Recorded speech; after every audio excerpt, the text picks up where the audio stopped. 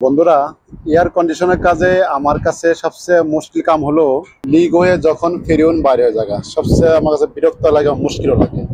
এক তো হলো আপনার লিক তালাশ করে পাওয়া যায় না, চুল পরিমাণ লিক হয় সুতার মতো, তো পাওয়াটা আরো মুশকিল। এই কারণে আমার কাছে মুশকিল লাগে। তো দেখতে পাচ্ছি আমি এই জায়গাটা খুলছি, এখানে কালা দেখা যায়, তো আমি সন্দেহ করছিলাম এখানে লিক থাকতে পারে। তো টেকনিশিয়ান ভাইরা, আপনারা যারা কাজ করেন অবশ্যই যে ফিলার যখন করবেন ক্লিন করে, প্রথম ক্লিন করে ফ্লার করবেন। দেখতে পাচ্ছেন যে ফ্লারিংটা করছে, এখানে একটা পড়েছে, লেয়ার পড়ে গেছে গা এই যে সাথে, এই কারণে এটুকু তেল বাড়িছে। তো প্রথমে পরিষ্কার করে ফ্লারিং করবেন। তো বন্ধুরা, লিক বাই করার জন্য আমি প্রথমে নাইট্রোজেন প্রেসার দেবো যে লিক কোন জায়গায় আছে। নাইট্রোজেন প্রেসার দেওয়ার আগে অবশ্যই চিন্তা ভাবনা করে দিবেন, কারণ এটার ভিতরে 200 বার থাকে। কিভাবে দিবেন আজকে আমি দেখাবো।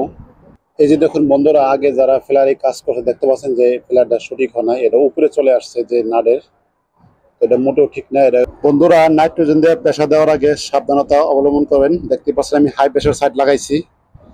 তো এই এখানে আস্তে করে খুলবেন। যদি জোরে খুলেন তাহলে আপনার এটাও খারাপ হয়ে যাবে গা, এবং এই যে পাইপও ফাটে যেতে পারে। দেখতে পাচ্ছেন বন্ধুরা, আমি 150 PSI দিয়েছি। তা আপনি চাইলে 300 পর্যন্ত, 350 পর্যন্ত দিতে পারেন। দেখতে পাচ্ছেন বন্ধুরা, আমার 150 PSI তে লিক বাইরে চলে আসছে। এই যে